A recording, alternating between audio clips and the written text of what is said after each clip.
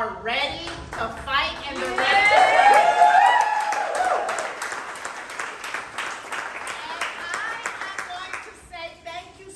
To all of you. Can you guys give yourselves a round of applause?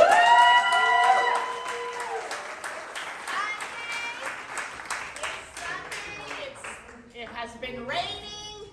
It didn't stop you guys, and I love that because that goes to show how committed we are to making sure we protect our freedoms and our democracy. And we can win, and they know it. They know it because when they start attacking, that's when we know they know they're losing. And in my case, we know that they know we're losing because they just poured $2 million. Kevin McCarthy, who wants to have the gavel, knows that for him to get it, he's got to keep the seat. And we know that this election is not just about Annette Taddeo becoming a congresswoman, although that would be cool. Will be cool. But it's about saving our democracy and making sure that we move our country forward, that we're not going backwards.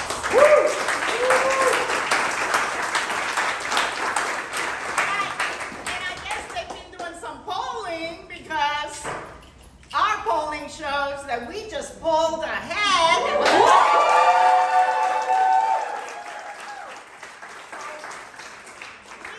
have got to keep it up against all the odds. We know we can do it. We've done it before. We did it in 2017 when no one believed we could win, when the attacks were ferocious against us.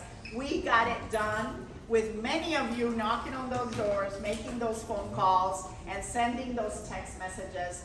And we got it done in spite of all the odds, in spite of all the money. $10 million in that case against me with the attacks. So I feel what Janelle is feeling, and believe me, it's more painful in our family. I will never forget how my mom was so upset when they started, not just on TV, calling me a comunista, socialista, but a terrorist sympathizer. That was very painful for my mom. As you guys know, my dad was kidnapped by a terrorist group. So it was really, really hurtful. But you know what? We fought back the way we know how. We called them out and we told them, how dare you? And that's what we're doing in this campaign. We are calling their BS out.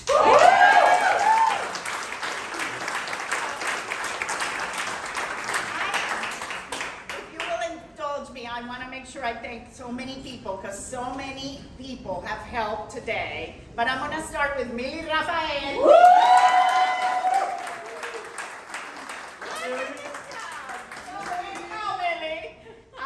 We also want to make sure to thank all the different groups that are here, but let me also thank a good friend of mine, former mayor of South Miami, Philip Stoddard.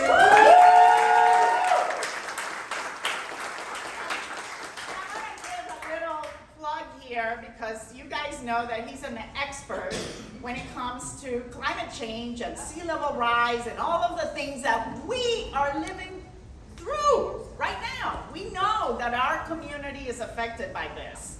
So there was a recent report, I don't know if you saw it, Mr. Mayor, but there was a recent report in CNN about all these Republicans that called the infrastructure bill a socialist bill, including my opponent, Maria Elvira Salazar, who said she voted against it because it was socialism. But then she turns around and writes a letter asking for $15 million and all this money to come to invest in our community because we need it. We are ground zero for sea level rise. We get the money and she actually poses for the pictures, takes credit for the dollars she voted against, so we're gonna call her out because the socialist is her.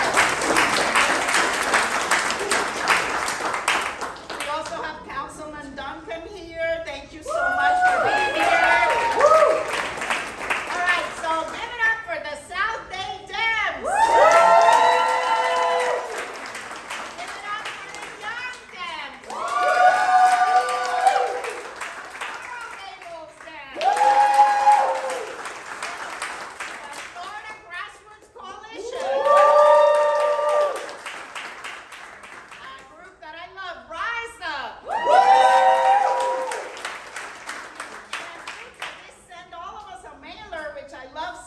blue wave, Corey. American Dams. The Cuban American Dams did a great event the other night, so I loved it. The Key Biscayne Dams. By the way, if you didn't catch Maria Elvira yesterday in Key Biscayne, you need to catch up. It was night and day from my event at Key Biscayne and her event. I'll take any question. I'll talk about any subject because I'm not afraid. I'm here to represent all the people, those that vote for me and those that don't, like I have done for 5 years in Tallahassee. Thank you to labor, especially SEIU 1199. The Cuban American Women Supporting Democracy. Very nice. I've heard you on the radio. Great job. And also we have the Coral Way Dams in attendance. All right. So guys, we are ahead. We are winning. We know we can win.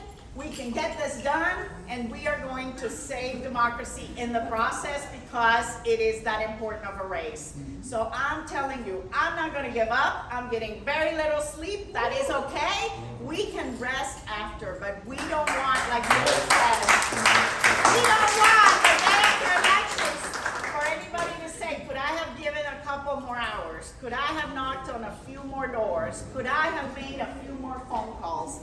We cannot have any regrets. We're not going to leave anything on the line. We're going to talk to everyone, and we're going to make sure we get every single vote because that's how we're going to win.